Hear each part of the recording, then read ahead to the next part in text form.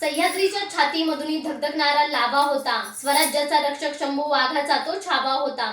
नाचू कीर्तनाचे रंगी ज्ञानदीप लावू जागी असे म्हणणारे समर्थ रामदास महाराज. अवघा रंग एक झाला रंगी रंगला श्रीरंग असे म्हणणारे संत ज्ञानेश्वर महाराज. आधी रुचिली पंढरी मग वैकुंठ नगरी असे म्हणणारे संत नामदेव महाराज. परहित सरी जन्म नाही भाई असे म्हणणारे संत एकनाथ महाराज. अशा थोर संतांना विनम्र अभिवादन करून मी माझ्या भाषणास सुरुवात करते. नमस्कार, मी ईश्वरी शांबोडके ज्ञानजीवन या क्लासेस मध्ये शिकत आहे. आज मी आपल्या सर्वांसमोर इतिहासातील महान शूरवीर आणि विद्वान छत्रपती संभाजी महाराज यांचे चरित्र मांडणार आहे. छत्रपती संभाजी महाराज हे मराठा साम्राज्याचे दुसरे छत्रपती होते. त्यांनी आपल्या पराक्रमी नेतृत्वाने मुघल आक्रमणांना पराभूत केले, हिंदवी स्वराज्याच्या संरक्षणासाठी लढा दिला आणि सत्तेच्याच पक्षात ठाम राहिले. त्यांचे जीवन धैर्य, शौर्य आणि बलिदानाचे प्रेरणादायी उदाहरण आहे. छत्रपती संभाजी महाराजांचा जन्म 14 मे 1657 रोजी पुरंदर किल्ल्यावर झाला. ज्यावेळी माझ्या राजाचा जन्म झाला त्यावेळी या महाराष्ट्रातील जनता म्हणायला लागली, किसी के पेट में से बाप पैदा हुआ था तो किसी के पेट में से पाप पैदा हुआ था, किसी के पेट में से सांप पैदा हुआ था, लेकिन मेरी सईबाई जैसी माँ के पेट में से बापों का बाप मेरा संभा पैदा हुआ था, मेरा संभा पैदा हुआ था. लहानपणापासूनच संभाजी महाराजांमध्ये विद्वत्ता दिसून आली. त्यांना संस्कृत, फारसी, मराठीसह इतर 6 भाषा अवगत होत्या. ते एक विद्वान, कवी आणि भाषावंत होते. त्यांनी बुधभूषण या नायक भेद व इतर 13 ग्रंथांची रचना केली. त्यांच्या या लेखनातून त्यांची उच्च कोट्याची तत्वज्ञानात्मक आणि राजनीतीतील क्षमता अधोरेखित होते. साक्षात शिवसूर्यास्ताला आल्यावर पुढील संकटाच्या तमोयुगाची ललकारी ऐकू येऊ लागली आणि स्वराज्याला आता खग्रास ग्रहण लागतं की काय अशी शंका सर्वत्र निर्माण झाली. वादळांची झुंज देत उभा राहिला सिंहासनावर, वादळांची झुंज देत उभा राहिला सिंहासनावर, त्याग आणि शौर्याची गाथा लिहिली रणांगणावर, त्याग आणि शौर्याची गाथा लिहिली रणांगणावर. पण अशा प्रसंगातही राष्ट्रभक्ती, स्वामीनिष्ठा व शौर्य या गुणांच्या शुक्र ताऱ्याचं तेज हळूहळू प्रकट होऊ लागलं आणि मराठ्यांची अस्मिता कराडली. आबासाहेब, जिथं जिथं तुमची गैरहजेरी भासेल ना तिथं तिथं हा शंभू वाळ धावेल. स्वराज्याच्या या युवराजानं आशिया खंडातील सर्वात शक्तिशाली मुघल सत्तेचा बादशाह औरंगजेबासोबत युद्धाचं रणशिंग फुंकलं. पुरंदर राजगडावरती दुमदुमणारी ही लहानशी पावलं या मुघलांचा कर्दनकाळ होऊन बसली आणि याच पावलांनी इंग्रज, फ्रेंच, पोर्तुगीज, मुघल, सिद्धी यांच्या छाताडावर शिवप्रभूंच्या स्वराज्याचं भगवं निशाण रोवलं.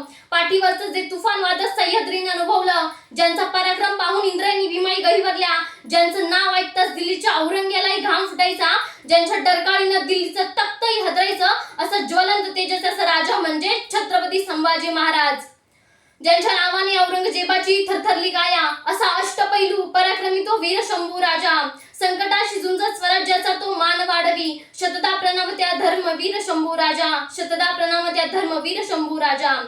आयुष्यभराने कटकारस्थांना तोंड देत आपल्या कारकिर्दीची दिवसरात्र झुंज देणारा महापराक्रमी राजा म्हणजे छत्रपती संभाजी महाराज. 5 लाखाचं सैन्य घेऊन आलेल्या आलमगीर औरंगजेबाला 9 वर्ष झुंज देणारा महातेजस्वी राजा म्हणजे छत्रपती संभाजी महाराज. आयुष्याची अखेर होत असतानाही स्वाभिमान न सोडता स्वराज्यासाठी बलिदान देणारा चारित्र्य संपन्न राजा म्हणजे छत्रपती संभाजी महाराज. छत्रपती शंभू राजांसमोर आलमगीर औरंगजेबाला एकही विजय मिळवता येत नव्हता. अशा वेळी शयनकक्षात बिछाईतीवर पडल्यावर तो हळूहळू पुटपुटला, आज तक डर नाम की कोई चीज हमें पता नहीं थी, अब हमें 2 चीजों से डर लगता है, एक यहाँ की बारिश और दूसरे मर्द मराठे, दोनों का भी पता नहीं कब आएंगे और बरस पडेंगे. पण अखेर नियतीनं डाव साधला. आमचा शंभूराजे गिरफ्तार झाले, शिक्षेचा अमरश्रू झाला, श्वासाची गुटमळ झाली, पण अखेरचं स्मरण केलं ते शिवछत्रपतींचं. धर्मासाठी लढला छावा शिवबाचा, अमर झाला बलिदान देऊन, अटकेत राहूनही झुकला नाही औरंगजेबासमोर, राजे यमुचे मरणास जिंकून आणि कडाडला छावा. आबासाहेब, तुम्ही आभाळाच्या डोळ्यांनी आम्हाला पाहत असाल, पण ते तुमचं आभाळ एवढं रूप पाहायला आमच्याकडे डोळे उरले नाहीत. आग्र्याहून येताना तुमचा हात विश्वासानं हाती घेऊन आम्ही म्हणालो होतो, फिकीर करू नका आबासाहेब, आम्ही गडावर सुखरूप पोहोचू. आता त्याच धीरानं आमचा हात हाती घ्याल का? पण आबासाहेब, आता ते हातही उरले नाहीत आणि तुम्हाला आबासाहेबाची साथ घालायला आमच्याकडे जीवही उरली नाहीत. पण एक सांगतो आबासाहेब, रक्ताचा अभिषेक घालूनच जर स्वराज्याचं मंदिर पवित्र होणार असेल आणि शिवपुत्र म्हणून अशीच मृत्यूची ओळख होणार असेल तर मी रायगडाच्या जगदीश्वराला एकच मागणं मागेल, 1000 वेळा जन्म दे पण शिवपुत्र म्हणूनच दे. जगायचं कसं हे तुम्ही जगाला शिकवलं, पण मरायचं कसं हे आम्ही जगाला शिकवू, मरायचं कसं हे आम्ही जगाला शिकवू.